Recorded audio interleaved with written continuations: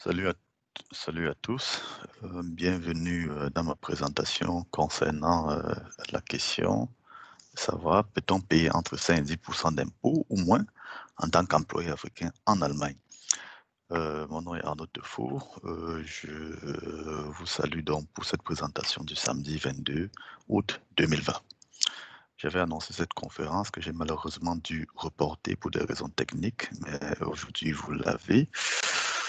Je vous présente comme d'habitude, en premier lieu, le contenu de la présentation, de quoi est-ce qu'on va parler et comment est-ce que l'enchaînement des thèmes sera fait.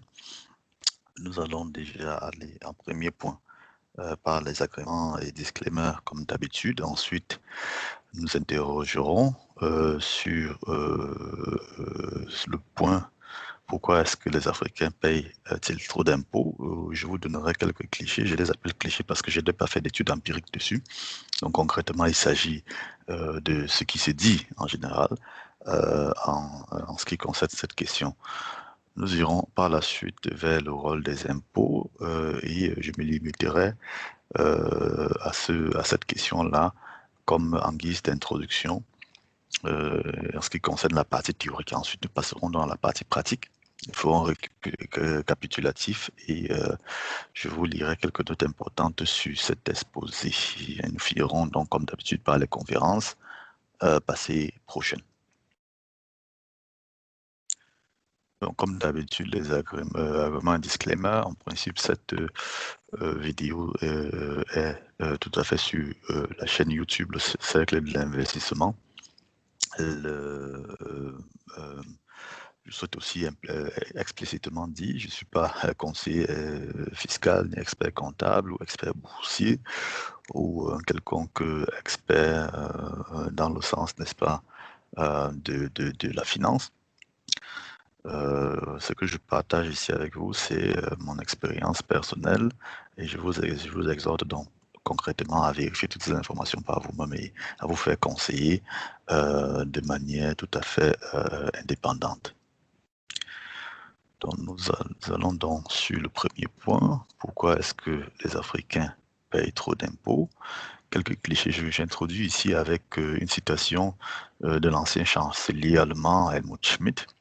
Il disait en substance, quiconque a le devoir de payer des impôts a également le droit d'économiser des impôts. En allemand, wer die Pflicht hat, Steuer zu zahlen, hat auch das Recht, Steuer zu sparen. Il s'agit ici de dire que l'État impose tout le monde et les individus imposés, les entreprises imposées ne doivent pas avoir de problème moral à essayer de récupérer leurs impôts, puisque c'est en fait l'État qui ouvre lui-même les moyens, n'est-ce pas, de faire des économies d'impôts, de récupérer ses impôts. Donc c'est très clairement une autorité étatique ici au plus haut niveau qui voilà, fait comprendre qu'il n'y a pas de problème moral en fait à essayer de récupérer ses impôts. Ça, c'est ceci dit. Nous revenons sur les points même, les clichés dont j'ai parlé avant. Pourquoi est-ce que les Africains payent trop d'impôts? Très souvent, on a un manque de compréhension du système. Nous sommes venus ici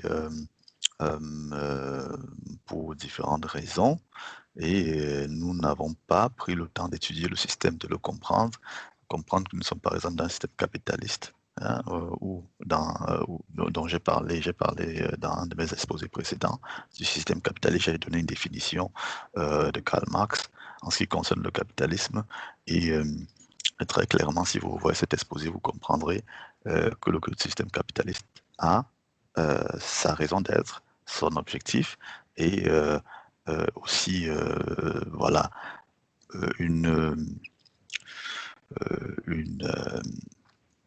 très souvent le système capitaliste ne se gêne pas en fait pour exploiter en principe en particulier les travailleurs et les employés, les Africains en général en Europe sont employés. Donc ils sont ceux-là qui sont exploités par le système. Je vous renvoie à ma conférence en ce sens. Très souvent aussi, n'ayant pas compris le système, on est mal préparé à l'affronter et n'ayant pas compris le système aussi, on ne fait pas de planification en principe pour affronter systématiquement le système. Et là, on se retrouve donc en train, entre autres, de payer trop d'impôts et de ne pas utiliser les possibilités que le système nous permet, que le système nous donne pour en récupérer et tout. Donc maintenant, le troisième point ici, c'est le manque de connaissances. Très souvent, nous n'avons pas été habitués à investir pour la connaissance. Et j'invite ici quiconque sur cette présentation et à ne pas lésiner sur les moyens pour acheter des livres d'information, etc., pour comprendre le système et l'affronter et tirer, n'est-ce pas, des avantages du système tout à fait légalement. Nous allons donc, ceci dit, nous allons maintenant sur la partie théorique de l'exposé qui va essayer de nous centrer déjà sur la compréhension de ce que c'est que les impôts et en particulier le rôle des impôts. Le rôle principal des impôts qui est en général connu, c'est le point numéro 3 ici, le rôle financier, c'est-à-dire l'État récupère les impôts pour financer les dépenses de l'État. Mais ce n'est pas le seul, ce n'est absolument pas le seul objectif, le seul rôle des impôts. Si vous suivez, pour ceux d'entre vous qui ont fait du droit, si vous faites du droit fiscal, vous apprenez que effectivement l'État donne 3 rôles aux impôts. En principe, le point numéro 3 est connu, les 2 autres points sont un peu moins connus. C'est le rôle en particulier pour le numéro 1, le rôle social des impôts, diminuer le poids des charges fiscales sur certaines populations. Je donne un exemple concret ici. Une famille qui a des parents handicapés ou socialement fragiles peut être soutenue en ce sens que l'État les impose moins. Ils ont des impositions réduites qui leur permettent éventuellement donc de travailler moins et par là d'avoir plus de temps pour s'occuper de leurs parents, des parents handicapés. Donc. Le deuxième rôle tout à fait intéressant et qui nous intéresse dans cet exposé, c'est le rôle économique, favoriser le rôle économique des impôts, qui est en substance de favoriser l'investissement dans des secteurs précis ou soutenir l'entrepreneuriat. J'ai pris quelques exemples concrets ici en ce qui concerne les domaines dans lesquels je me connais un peu. C'est l'investissement dans la rénovation des bâtiments historiques. C'est-à-dire, il y a des bâtiments en général très anciens qui ont des apparences qui reflètent, n'est-ce pas, l'apparence que pratiquement tous les bâtiments avaient en début du siècle passé, par exemple. L'État dit, OK, au lieu de détruire tous ces bâtiments-là, on va en conserver certains et on va inciter les individus à investir pour la rénovation de ces bâtiments-là. Et l'incitation donc consiste concrètement à donner des réductions d'impôts à ceux qui investissent dans ces bâtiments historiques-là. Deuxième exemple tout à fait concret, c'est les zones de réaménagement. Il y a des zones de réaménagement. Par exemple, nous avons dans un certain nombre de villes des zones qui sont tout à fait, souvent même non habitées, ou alors qui ont besoin de beaucoup d'investissements. Parce que les bâtiments sont vieux, les bâtiments n'ont pas été rénovés et tout. L'État décrète donc cette zone-là comme étant une zone de réaménagement et donne donc des avantages fiscaux à ceux qui ceux qui investissent donc dans l'investissement et dans la rénovation des bâtiments dans la zone en particulier. Le dernier exemple ici, c'est l'investissement dans l'optimisation énergétique. Depuis cette année, en Allemagne en particulier, l'État donne des réductions d'impôts pour ceux qui investissent dans l'optimisation énergétique des bâtiments. Pour pouvoir avoir plus de détails ici, vous pouvez recourir à des experts en optimisation énergétique des bâtiments. J'en suis un en particulier, je pourrais vous donner si besoin plus d'informations en ce sens. Donc là, nous avons en gros, et ça ceci comme je vous ai dit plus tôt, c'est tout à fait un résumé d'un cours de droit fiscal en ce qui concerne le rôle des impôts. La source est là, bien vouloir me contacter si vous avez besoin de celle-ci. Là, nous avons fini avec la partie théorique de cette présentation sur le rôle des impôts. Nous passons dans la phase pratique. Nous allons prendre 3 exemples comme d'habitude, Tamo, Chinda et Samba, et nous allons voir concrètement, nous allons simuler en principe des cas concrets et voir l'impact, n'est-ce pas, de l'investissement, par exemple, sur les impôts, si on le fait, n'est-ce pas, d'une certaine manière. Nous prenons l'exemple de Tamo, qui est tout à fait notre premier exemple. C'est un employé, les célibataires en Allemagne. Il a un salaire imposé de 86 000 €. Ici, je prends l'exemple sur le salaire imposé pour qu'on on ait, n'est-ce pas, un calcul plus facile par la suite. Le salaire imposé, vous pouvez vous documenter dessus, c'est certainement très facile à retrouver. Ce que c'est que le salaire imposé. En principe, c'est le salaire que l'État impose et enlevé sur le salaire brut. Par exemple, ce qu'on appelle le Freibetrag et d'autres charges que l'État reconnaît comme étant non imposables et à la fin, donc, il nous reste le salaire à imposer. Je vous conseille vraiment de me faire une petite recherche Google dessus, vous allez comprendre de quoi il s'agit. Donc, nous avons donc Tamo ici, qui a un salaire imposé, 86 000 euros. Et en principe, si vous regardez dans la tabelle, vous allez voir qu'il a une imposition de 32%. Il paye 27 500 € chaque année à l'État en termes d'impôt sur le salaire.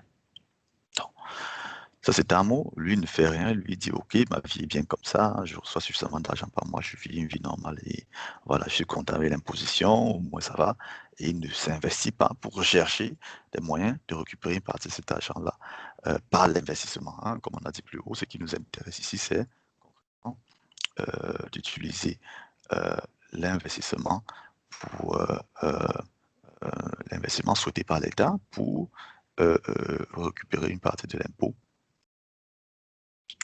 Tout à fait. Donc ça, c'est le cas 1. Et là, j'en ai fini avec lui. Avec le cas numéro 1, c'est Tamo. Nous passons au cas de Chinda. Chinda, lui, est un peu plus intelligent financièrement. Il décide de faire un investissement dans un bâtiment historique. Donc en Allemagne, il y a une loi qui dit, si vous faites, comme je l'ai indiqué plus haut, si vous faites un investissement dans un bâtiment historique et vous rénovez la partie, n'est-ce pas, sur laquelle l'État donne des subventions fiscales, alors vous pouvez déduire tout à fait votre investissement sur 12 années, 9% les 8 premières années et ensuite 7% sur les 4 années suivantes. Donc, Chinda, lui, va donc investir donc 400 000 €. Il achète un appartement de type Denkmalschutz, un appartement dans un bâtiment historique. Et cet appartement-là est rénové et le Denkmalanteil, donc la charge déductible, est de 80%. 80% des 400 000 € peuvent être déduits de son salaire, comme j'ai dit, sur 12 années. 9% de la somme des 80% de 400 000 € peuvent être déduits donc sur les 8 premières années, ensuite 7% sur les 4 suivantes. Donc retenez bien le chiffre ici de 28 800 € qu'il peut déduire donc sur les 8 premières années dû à son investissement. Nous avons considéré ici qu'il a pris un crédit bancaire pour son investissement. Donc, allons donc vraiment sur l'effet sur son imposition dans cette page-ci, où on voit l'effet sur son imposition. Donc, comme nous avons dit, il a un salaire imposable de 86 000 €. À la base, il paye 32% d'impôt. Maintenant, l'investissement dans l'appartement, dans le bâtiment historique, lui génère, n'est-ce pas, un loyer annuel de 10 800 €. Ce loyer annuel-là vient en top et additionné à son salaire imposable. Puisque ce loyer-là, lui aussi, est sujet à imposition. De l'autre côté, nous avons dit tout à l'heure que chaque année, dû à son investissement dans le bâtiment historique, il peut déduire de ses impôts 28 800 €, vous vous souvenez, les 9% sur les 8 premières années. Donc, on peut donc réduire, ça va donc en moins dans la somme. Ensuite, étant donné que c'est un investissement dans un bâtiment, l'État dit en général, lorsque vous investissez dans un bâtiment ou dans un appartement que vous mettez en location, l'État considère que la valeur du bâtiment, n'est-ce pas, moins. C'est une simulation en fait théorique au niveau des impôts où on dit votre bâtiment, le bâtiment lui-même, pas la terre, le bâtiment lui-même a une valeur de 0 après 50 ans. Il dit OK, chaque année vous pouvez donc réduire 2%, déduire 2%, n'est-ce pas, de la valeur du bâtiment de vos impôts. Si le bâtiment a été construit avant 1925, vous pouvez déduire 2,5%. Et la plupart des bâtiments historiques ont été construits avant 1925, donc je l'ai pris ici, très concrètement dans 2,5% de réduction de déduction d'impôt sur la valeur du bâtiment. J'ai supposé ici que le bâtiment a une valeur de 50 000 euros et le sol lui-même a une valeur de 32 000 euros. L'exemple que je prends ici est dérivé d'un schéma que j'ai trouvé sur Imovelt et d'objets internes. Lorsque vous faites un investissement dans le bâtiment aussi, ou dans un appartement, les intérêts aussi sont déductibles. On a considéré ici tout simplement 1,5% des 400 000 euros qui font donc les 6 000 euros en question. Donc, en résumé, nous avons en plus le loyer qui vient en top sur le salaire imposable et ce que nous réduisons donc du salaire imposable, c'est donc premièrement, déduction due au bâtiment historique, deuxièmement, la déduction due à la valeur du bâtiment, comme j'ai dit, sur 50 ans, l'État suppose qu'après 50 ans, votre bâtiment, le bâtiment ne vaut plus rien. Mais ça, c'est une supposition tout à fait théorique qui permet, n'est-ce pas, de déduire 2% en général, 2% de l'aspect de la valeur du bâtiment par année de votre salaire à la fin. Et la déduction, n'est-ce pas, due aux impôts, aux intérêts. Donc à la fin, nous avons donc en plus, mit Einnahme et en moins, c'est abzüglich. Cette somme ici, vous voyez l'Abkürzung abzüglich.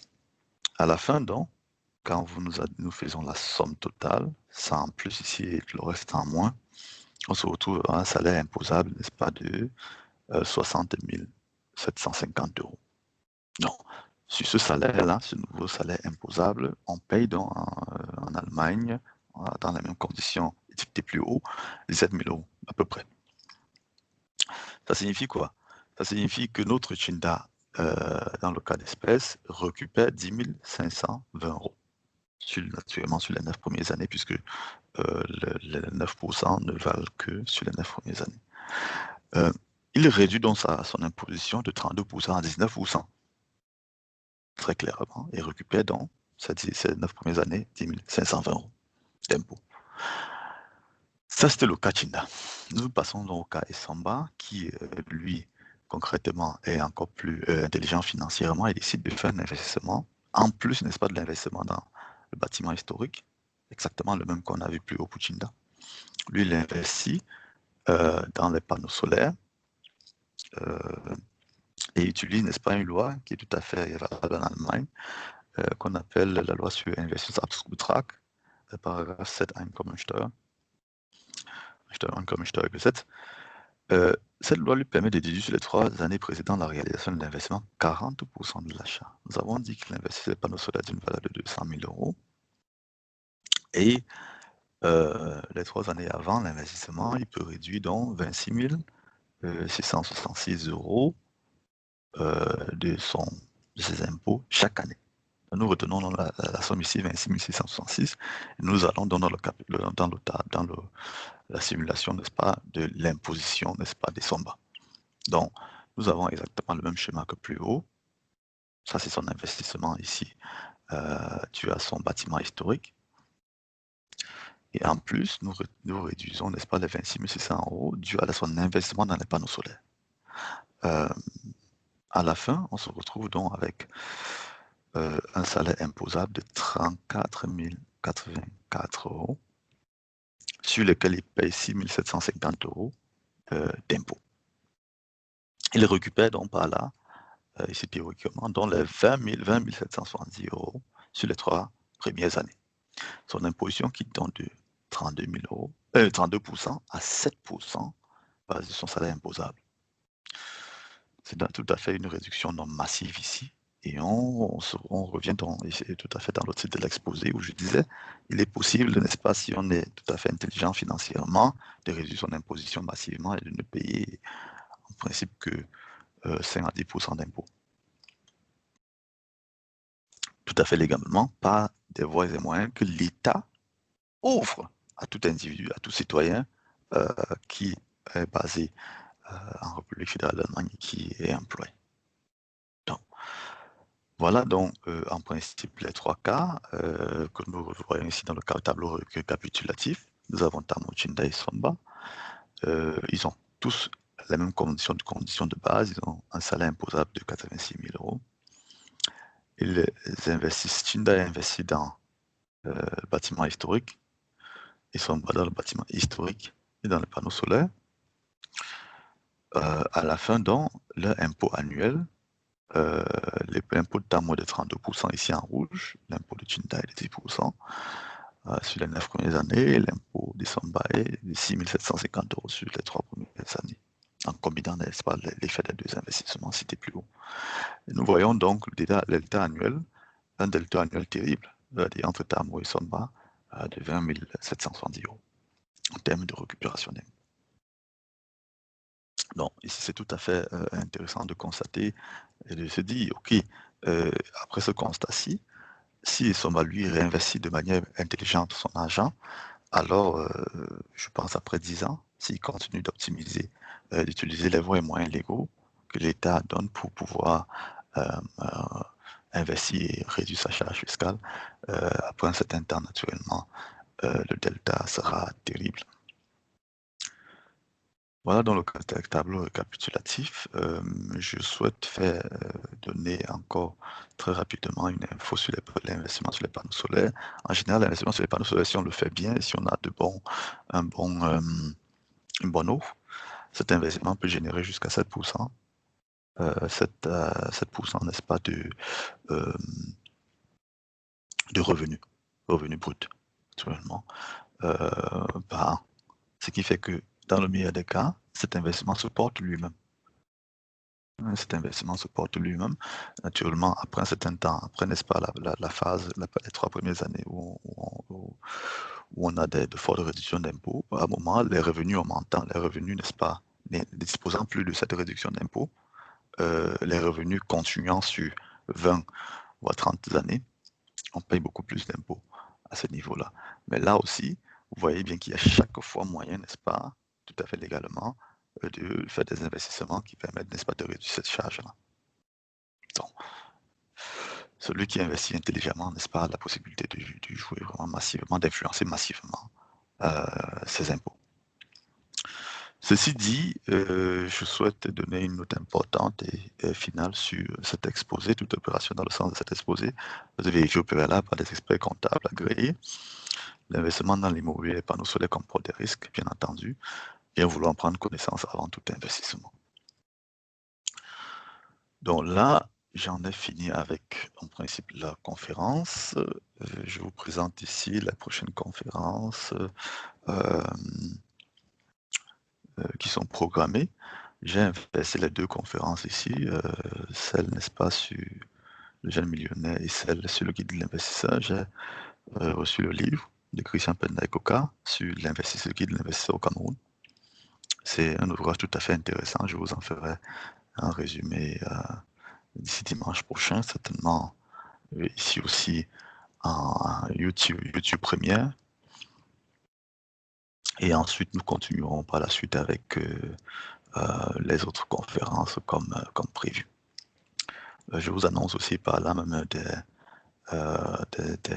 conférences similaires à ce résumé de livre. Je souhaite vraiment qu'on aille ensemble et qu'on approfondisse